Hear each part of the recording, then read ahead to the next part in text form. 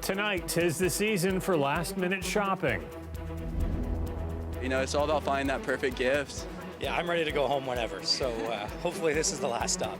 Thousands flocking to malls across the city for the busiest shopping day of the year. Plus, it feels good to finally have the relief and the certainty of knowing that I don't have to fight anymore. the Toronto-born son of Russian spies is celebrating a victory today, defending his right to keep his Canadian citizenship.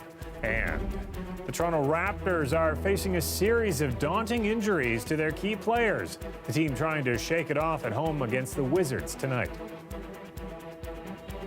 Good evening, I'm Mike Wise. We begin, though, with some breaking news from the Weston Road and Lawrence area, where Toronto police have confirmed a woman has died following some kind of altercation in an apartment building.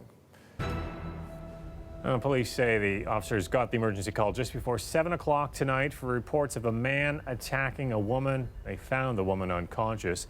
She was rushed to hospital but has since died. The suspect fled the scene heading westbound on Weston Road.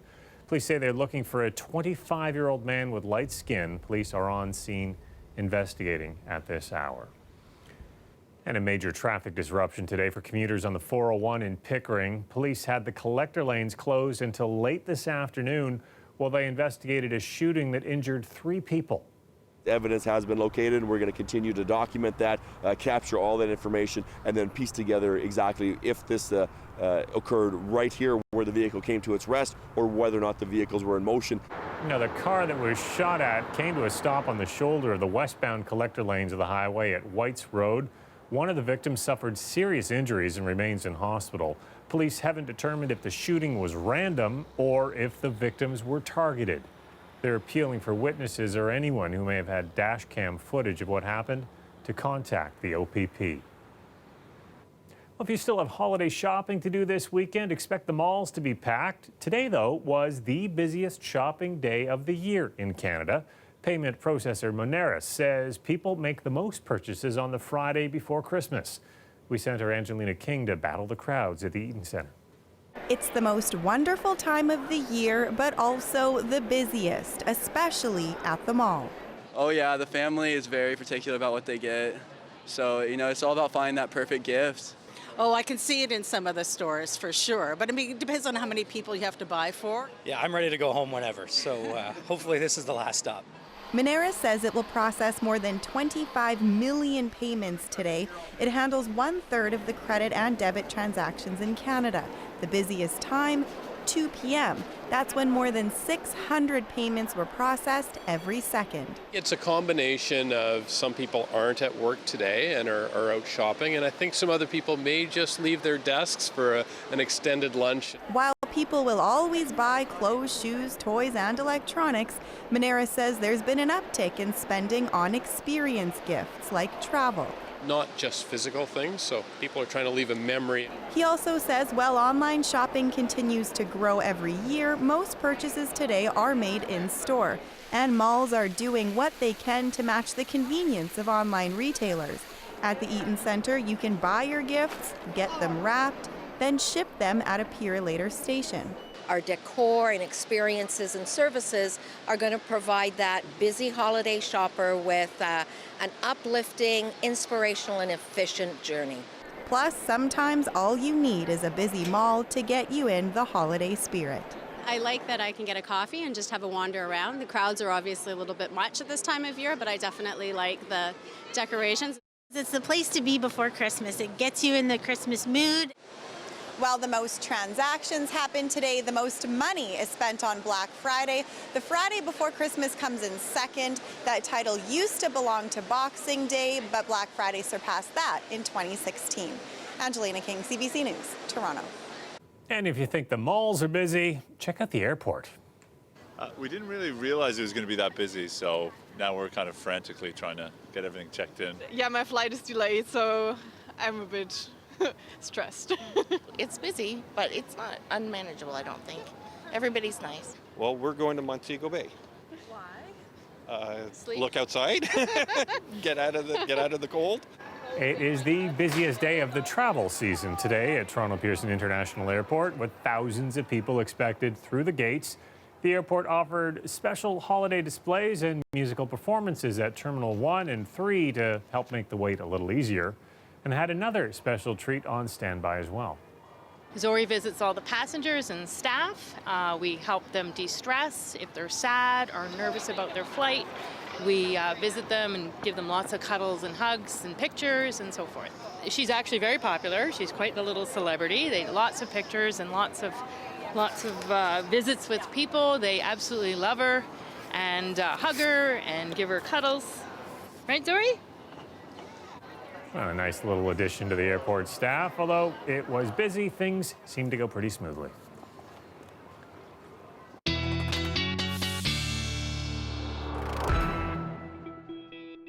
Paula Kennedy's here with her first look at the forecast. We're done with the cold snap. Things are warming up from here.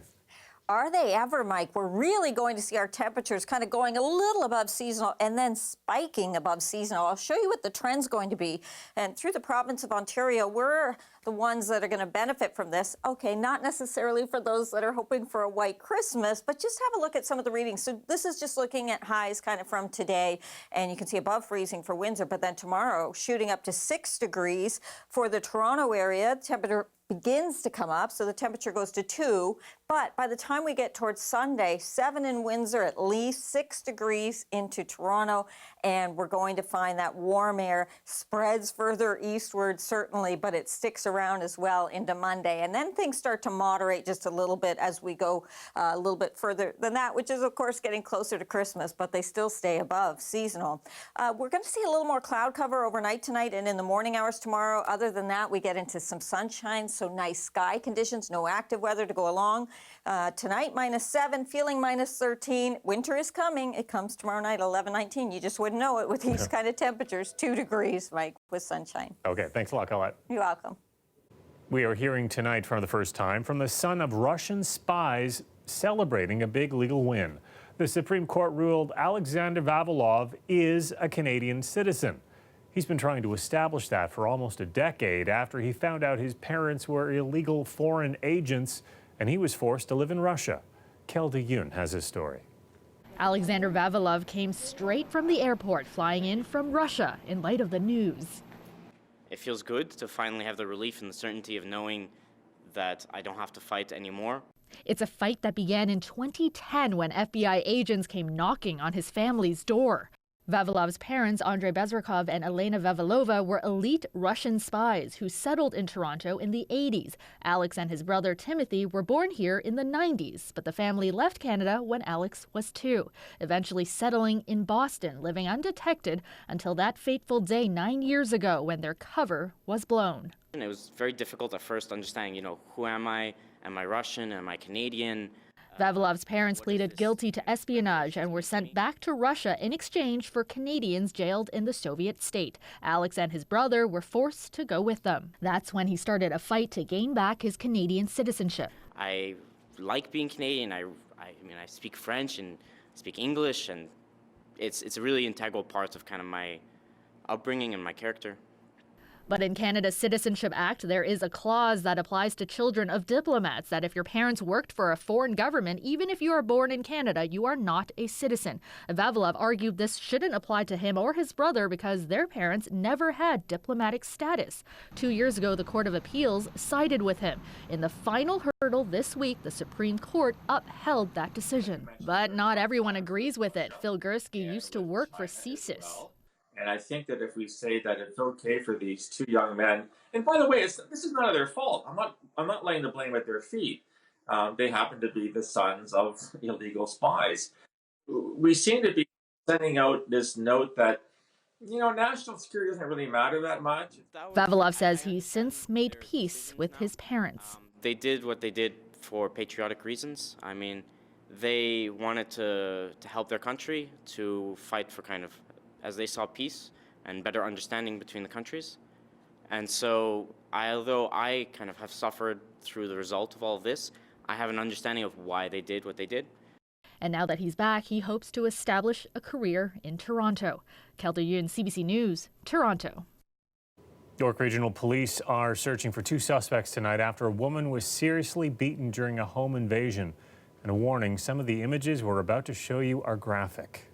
Very brazen attack by these two suspects who forcibly entered the home armed with a firearm and began pistol whipping the victim relentlessly for several minutes while inside the home. The 59-year-old victim was attacked last week around 1:30 in the afternoon at her home in Vaughan. Police say she was alone when she answered a knock at the door. A man and a woman forced their way in and began hitting her with a handgun. They broke several of her bones and gave her a concussion. Investigators believe the suspects may have targeted the wrong house. Now, they are looking for a black man in his 20s, around 6 feet tall, with a medium build. He was wearing black clothing and carrying a black pistol. They're also searching for a black woman, also in her 20s, with a light complexion and wavy black hair. She was wearing a black coat. We told you last night about the Christmas dinner the city threw for residents forced out of their homes by a fire last month. Well, some residents of 235 Gosford Boulevard got an even better gift today. They were finally allowed to return home. Residents of nearly 24 apartment units got the go-ahead today to immediately move back in. Hundreds of people were displaced after a massive fire ravaged the building last month. The city says they are expecting more units will be cleared for re-entry in the coming days and weeks. Well, Toronto is ending 2019 with a troubling new record for gun violence, with nearly 500 shootings and a jump of almost 20% in the number of victims. The police chief says stopping the shootings will remain a top priority for the service next year. John Lancaster has more. The sound of gunshots and the sight of paramedics trying to save lives is an increasing phenom in the 416. The number of shootings and the number of victims both set records this year. In Toronto, there were 469 shootings, 732 victims. In 2018, there were 428 shootings, 613 victims. Chief. Today, Toronto's police chief said stemming rising gun violence is a priority. We've seen an increase in gun and gang activity in our city, and this speaks to the need for both intelligence-led policing and working with our communities and government partners to address the root causes of this type of activity. In August, reacting to the spike in shootings, all three levels of government gave police $4.5 million for a gun blitz. Police made almost 500 arrests and seized 250 guns, but the number of shootings actually went up during the blitz. City Hall's answer, asking the province to restore millions of dollars in provincial cuts to after-school programs, and this. You cannot arrest your way to a solution when it comes to gun violence. Fundamentally, we need stronger gun control, and that means a national ban on handguns, full stop. Is it enough? Some aren't so sure. The old school solution is not what we need right now. Louis March launched the Zero Gun Violence movement. He says gun crime has changed dramatically. High-powered semi-automatic rifles are increasingly being used to spray bullets. Guns continue to pour into Canada from the U.S. He says they're being used by increasingly younger people with no jobs, money, or hope of a better future. We cannot be talking about banning handguns if we're not talking about banning poverty. We cannot be talking about creating more programs if we don't do a needs assessment with the communities involved in it, right? Most of these communities are programmed to death, but they're not the right programs for the right people at the right time and in the right place. On top of the devastating human toll these shootings take, there's also the financial considerations. Each of these crimes can cost society hundreds of thousands of dollars in medical, police, court, and jail costs. John Lancaster, CBC News, Toronto.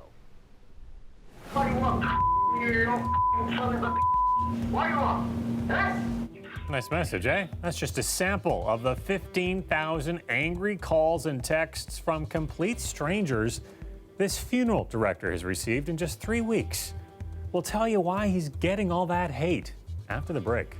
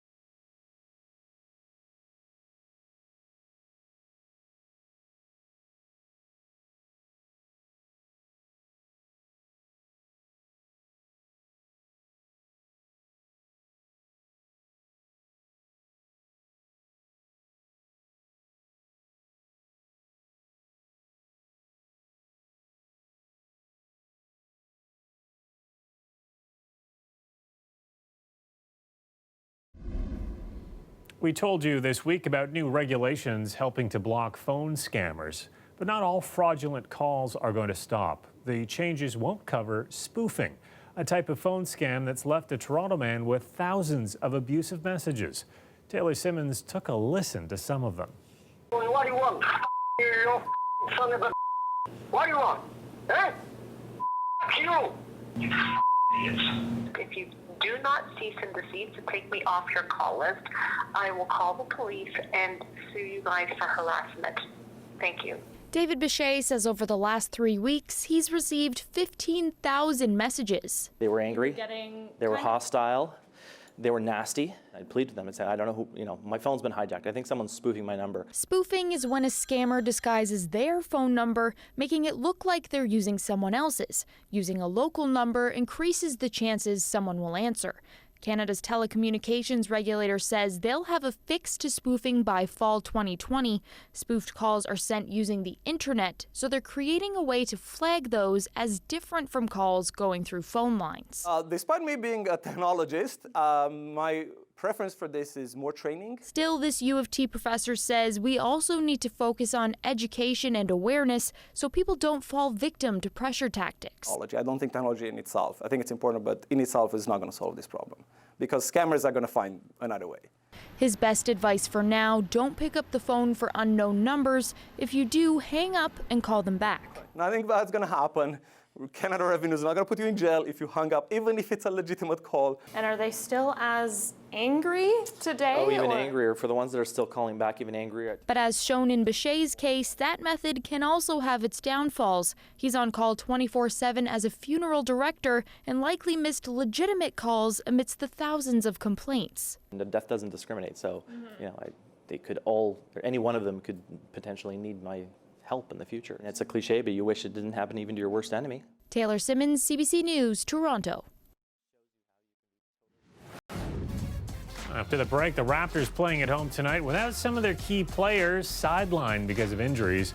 We'll have your full game highlights after the break.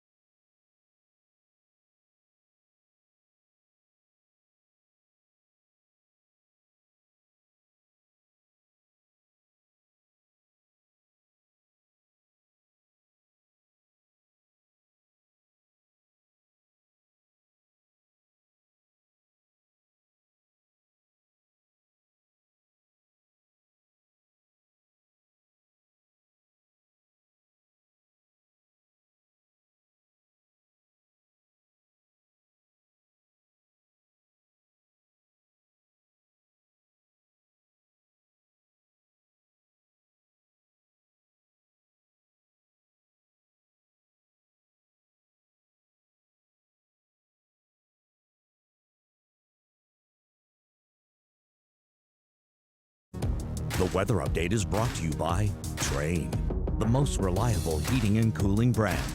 It's hard to stop a train.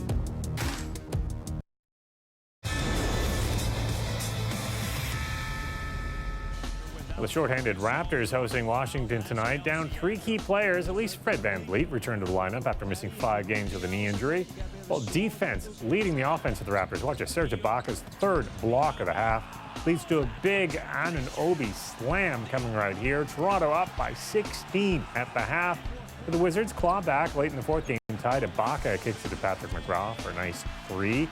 Then it's Kyle Lowry dialing it up from the 3 right here. He was Toronto's top scorer with 26 points. Raptors hold on to win 112, 22-112. Well, the Leafs with a high-scoring game against the Rangers tonight. Leafs up 1-0. Kasperi Kapanen throws it at the net. William Nylander is there to smack it home and make it 2-0. Second period, watch the replay on this one. Game tied. Mitch Marner sees his pass deflected in by Brady Skjei. Ouch. New York ties it up again. 3rd period, Austin Matthews feeds Nylander, who scores his 2nd of the night. That puts the Leafs ahead once again. 47 seconds later, Mitch Marner cuts to the middle and scores a nice beauty. Toronto ends up doubling the Rangers 6-3.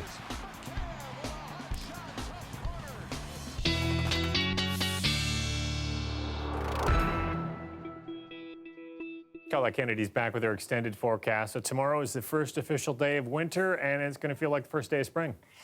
Exactly. Everything kind of mixed up in terms of what's going on the calendar, but then what we are seeing in terms of our temperatures. So big headline is really the warm-up. But tonight, temperatures kind of close to seasonal by tomorrow afternoon. So we'll start with some cloud cover in there, but sunshine, especially in the afternoon hours. And it warms up tomorrow, but the real spike comes into Sunday in terms of our temperatures. And look at what's going on here. So you see some of this cloud cover. Sure, we'll have a little more overnight tonight and into tomorrow morning. The winds are kind of southeasterly. We get into more sunshine in the afternoon. Lovely day. If you do have any last-minute shopping or things to be doing, you're not going to mind. The roads should be pretty good in terms of not active with any kind of ice or things like that to deal with. And then we go into Sunday, and actually our winds are going to turn towards the southwest. We still get a lot of sunshine, but it's that southwesterly flow that's going to help push the temperatures even further up. And those warmer temperatures will stick around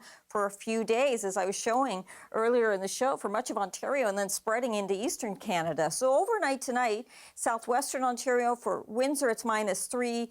Feeling like -8 still, so there's a wind chill factor in here and some cloud cover there, but you'll lose that into tomorrow afternoon. And look at these numbers, 6 degrees tomorrow, not just Windsor, but into Leamington, Chatham-Kent. You'll be close on their heels with 5 degrees into the afternoon. Overnight tonight, though, into the GTA, -7, Mississauga, Markham, -8, -6 in St. Catharines. So around the range of seeing those wind chills of about -13. So tomorrow morning, we're still going to have to take a little time before things warm up. But this is where they go into the afternoon hours. So 2 to 3 degrees for our daytime highs. We should be closer to 0 to freezing or just towards 1 degree. So that's above seasonal, but that's nothing compared to Sunday. So it comes in late Saturday, winter, but the first full day, official day, is Sunday, and this is how it looks. Sunny, 6 degrees. Monday, still dry, so partly cloudy, 6 degrees. Becomes a mix of sun and cloud into Tuesday. It does cool down because the winds turn more towards the east as we get towards Tuesday, Christmas Eve, and then Christmas Day, a slim chance for some precipitation. But when you look at numbers like this, could be a little bit of shower activity. Maybe some flurries if it comes, wet flurries, comes later in the day, Mike. As long as it's safe to drive around for when on the roads on Christmas Day. Yeah, so this is the blessing from all of this that we're seeing. Okay, thanks a lot, Colette. You're welcome. So we got a call about raccoons being in a porch, so let's go check it out. And you would not believe how many raccoons he actually found. It's quite a sight. We'll show you that after the break.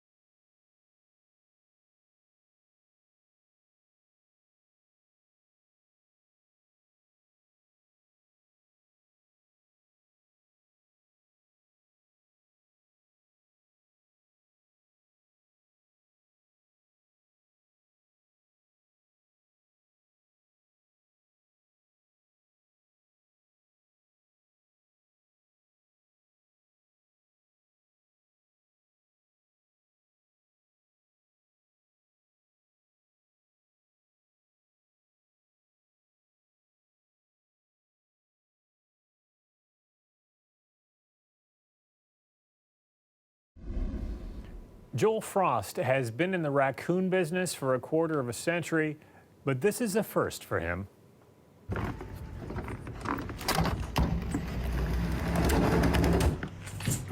Out the front.